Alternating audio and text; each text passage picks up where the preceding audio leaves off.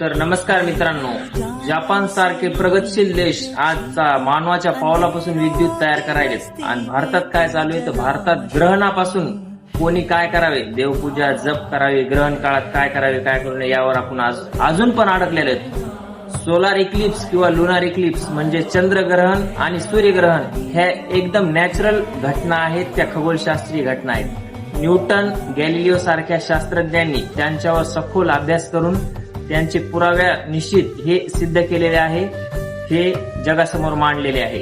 तरी आज आपल्या भारत देशाची वस्तुस्थिती अशी आहे की चंद्रग्रहण उद्या लागणार आहे रंगपंचमीच्या दिवशी.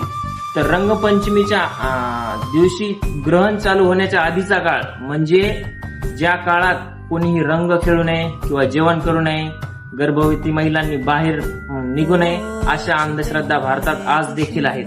त्यामुळे माझं सर्वांना सांगणं आहे, सर्वांनी रंगपंचमी हा सण वर्षातून एकदा येणारा सण आहे. त्यामुळे सर्वांनी भरभरून रंग खेळा, सर्वांना कलर लावा आणि आनंद साजरा करा. धन्यवाद. अशा अंधश्रद्धा पाळू नका.